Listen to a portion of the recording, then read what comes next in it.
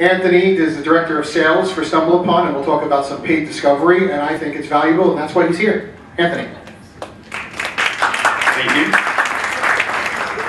It is true, I am a sales guy, but I am not here to sell you, because one of the things that I do in my job, in my profession, and that I really enjoy is I solve problems. If I can't solve your problem, then go buy a solution someplace else. I work on a product that I absolutely believe in. And before I get into that, it's not just kittens and puppies. You put your kids up there, you usually get an awe, or that helps out too. But a little bit about me. First and foremost, and let me dispel a myth about salespeople. Everybody in here is a salesperson. Because as a father and a husband, I'm constantly trying to sell things to my kids and to my wife. I don't win, but I'm trying.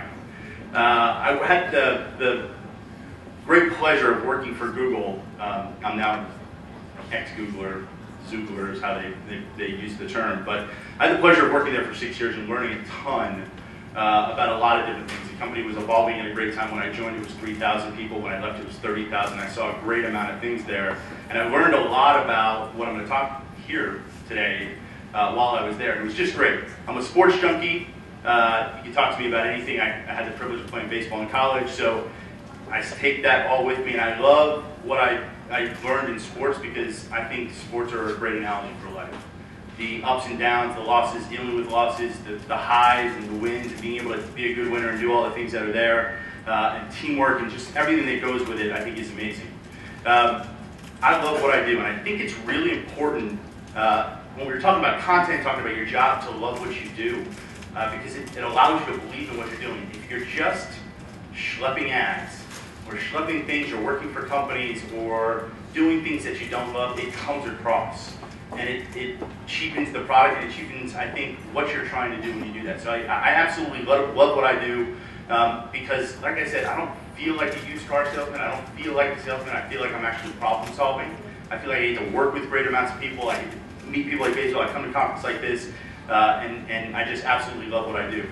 And then this last one, I think, is really important for companies as well, because it really allows you to sort of keep the focus on all the decisions that you're actually making. So for me, my ultimate goals in life, and this is sort of everything I build towards. So when I interview people, I ask them what their ultimate goals are, because I think it speaks volumes to who people are. I think as companies and brands, as long as you have this vision of what your ultimate goals are, it allows you to make decisions about marketing and advertising in your company that allow to build towards it. I thought that Scott Monty really touched on this a lot of times. Being true to yourself and knowing what your ultimate vision is helps that. For me, with 2 small children, education is an important thing. I think a lot of the world's problems can be solved through education. So if I have the ability to disrupt education in my career, that's what I want to do. And then that last one, the ultimate prize, if I can run a sports franchise, that would be amazing. But let's get a little bit into what we're here to talk about. This content creation. Right? And there's content in all these different places, and it's coming at us fast and furious. And there's so many sources of this content, it becomes burdensome. I know that I follow Basil on Twitter. I don't know how he gets through and shares as much as he does. I follow a couple hundred people on Twitter, and it just becomes overwhelming. And that's one source of information. And then I go to the publisher sites that I love to go to: ESPN, the New York Times, Business Insider. That stuff has tons of different content. Not all of it's relevant for me, but I go there and I skip through it. And a lot of this stuff that's up, that went through this, these are the things that I do go to on a daily basis. And there are many more places that I don't get to consume content. There's many other things that are being created out there for me that I don't get to consume. And I'm not sure of the applications that actually do that. How do I go ahead and discover things like this Twitter app, which is like a dashboard of all tweets that are going on at one time? How do I come across an amazing blog about business school that different marketers should come across? Where does this stuff live? If somebody actually tweeted this out and I'm not on Twitter in that moment, how am I going to find this stuff? How am I going to find an awesome burger site to inspire me about how to make cheeseburgers tonight that was created by the Wisconsin Milk Marketing Board? 30 different recipes? I mean, if you don't eat a cheeseburger after going to the side or looking at this image, maybe you don't like meat. How do I come across this really entertaining infographic about tipping around the world that has sort of a humorous take on all these different things? Well, sort of the short answer to that is we have an application that actually does that. And it is about discovery, but there are other discovery applications. Like I said, I'm not going to tell you, but StumbleUpon is this concept of being able to discover content that's relevant to who you are. And what we're trying to do on a daily basis is inspire you to go beyond what you knew earlier today. And sometimes it's a burger recipe, sometimes it's learning about the tipping around the world, sometimes it's just a great blog. But this concept of discovering content is not a new one, but there's got to be applications that are for it. And what we're trying to do, I like to use the analogy, there's two analogies that I like to use. One, we're like Pandora for the web. So all this content's being created, and we're a way to discover it. And that word discovery will sort of play out a few different times here. But the other one that I really like, every time you hit the stumble button or interact with our service, it's sort of like when you put on that jacket at the beginning of winter and you find $5 in it. Right? It's not game changing. It's not going to allow you to pay your mortgage, as Basil said a little bit earlier, but it gives you that warm feeling that you get, something free. That day is going to be great, and we want to do that every single day for you. We want you to have that feeling every time you use our service. So with all of this content creation, now brands have to create content. Being told to create content in different versions. Well, I'm here to tell you that you've been creating content as companies all this time. Every advertising message that you put out there, every tweet that you put out, that is content that's being created. And we've sort of gotten lost in this. How many people have seen this before, native advertising? How many people just sort of cringe because it went up on the presentation? Stumbled upon with somebody who sort of helped champion this at the beginning of the year, and somehow native advertising is supposed to be this new concept. It's not a new concept. The idea of creating content to speak to your audience has been around since advertising was formed. P&G did it when they created soap operas to target their demographic, product placing different things in there. Super Bowl ads, that's a native experience because it's become part of the experience. Again, referencing what Scott Monty said a little bit earlier, it's about being part of that conversation. It's about not intruding upon somebody's experience. It's about not disrupting the experience. Somehow digital has become an incredibly disruptive advertising platform with things like takeovers and roadblocks, which, by the way, if you saw in the real world, are terrible things. If you heard about a takeover on the news, that's a bad thing. In advertising, we think it's the best thing in the world, in the digital world. That's just not, that doesn't make sense to me. So what native really means is it means not being disruptive to somebody's user experience. And it's not just simply taking the form of a platform.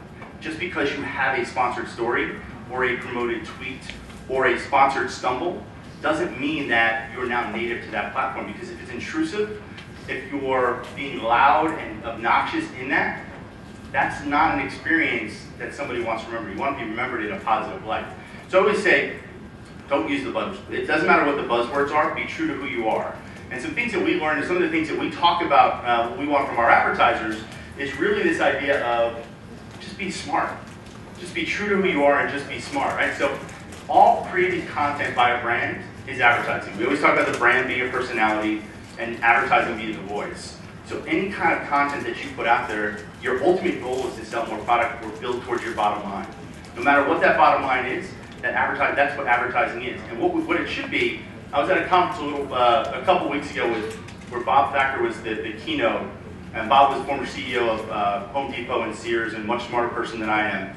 And he talked about how advertising, being the voice of a brand, is like a party crasher.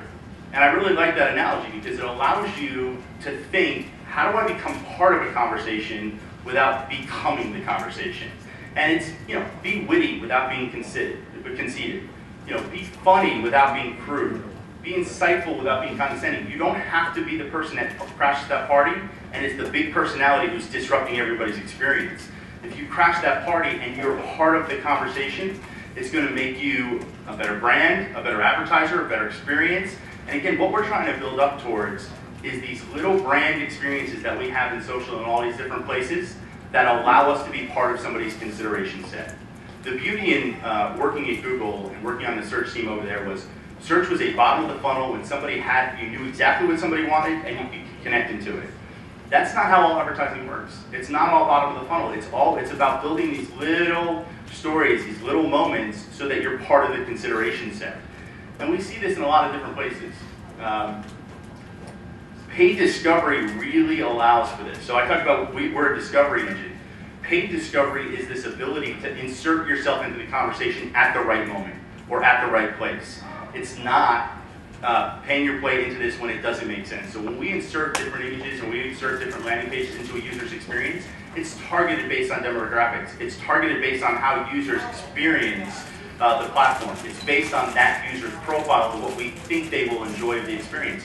Most users who use our service tell us they've never seen an ad because the pages that we're putting in front of them are relevant to who they are, they mirror what the system is, and it's an experience that they get to continue upon.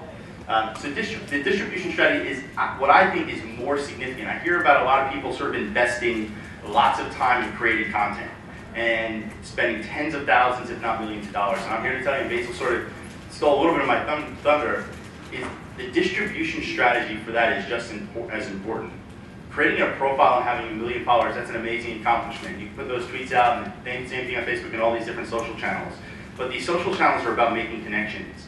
And when you have something smart to say, having a strategy to make sure other people are able to see that go beyond just the people who are already your champions, is just as important. And here's some brands who actually do this and have been doing it for a long time. I think the reason that that Red Bull put somebody in space to jump to Earth's ground, and the reason Michael Jordan at 50 years old is still selling more sneakers than any of the current NBA stars, and the reason that about the most interesting man in the world is because the distribution strategy was just as important as the creation of that content. And I think, again, this whole conference has been about content creation. You may hear about content is king or context is king. I think having that distribution strategy as you're creating this great content is equally important. And when I was putting this together, I thought, well, this is Red Bull, Nike, and Dos Equis. These are some cool brands. These are brands who have millions of dollars for this. What if I'm not a cool brand where I don't have millions of dollars to spend on the creation of this content? And we see amazing examples of this all the time. This is Cigna. This is healthcare. Healthcare is not something that you want to shout from the rooftops about, but they use an amazing Tumblr blog to be true to yourself, be healthy to yourself. It's inspirational, different Tumblr blogs, and these are different things that just put Cigna sort of in the context of who they want to be. Tillamook cheese, which is, I had never heard of the brand. It's not very interesting to me. They have an infographic on their website about natural cheese versus processed cheese. Parents in our system, in the Stumble Upon community, absolutely love this infographic, and they shared it and they retweeted it. And what Tillamook did was they said, we want to make sure 500,000 uniques get through here. We want to make sure that some people start to see this to generate momentum socially, so people will start to tweet about it and talk about it. They didn't just put it out there and hope people found it. And it was just a very simple infographic by sort of a nondescript brand. The Adrenalist, again, this is P&G, this is a larger, or Unilever, this is a larger company, but it's degree. It's not very interesting. But what they did was they put together an amazing blog that makes you sort of get in the mindset and think about this, and they produce really interesting content. But they didn't just put the site out there, they promoted it to make sure people actually saw it. And then, again, Liberty Mutual, insurance, these are not super exciting things. Insurance is about protecting against irresponsibility. Their Responsibility Project website gives some inspirational and educational items that allow you to think about where you want to be and who you want to be, that helps, again, getting their brand out there without directly trying to sell you something. And there's some great services that are actually helping to do this, right? So you don't have to do it yourself. And again, these are just 2 services. There are hundreds. These are just services that we personally admire and I personally admire. Visually gives you the tools to sort of create your own infographics, taking some of that data and putting it together. Again, simple things that actually put it out there. A newer company, NewsCred, which is your ability to license content from 1,600 of the most reliable news sources out there, so you don't have to go and create a blog of articles, hundreds of articles every month. There's somebody where you can actually license content and sort of create some of these microsites to create those environments. So the last thing, the last point that I want to leave with, there's been a lot of speakers here. If there's one thing that I could sort of leave you with before I sort of turn it over to you guys for some questions is, just remember that the distribution strategy is just as important as the creation of that content.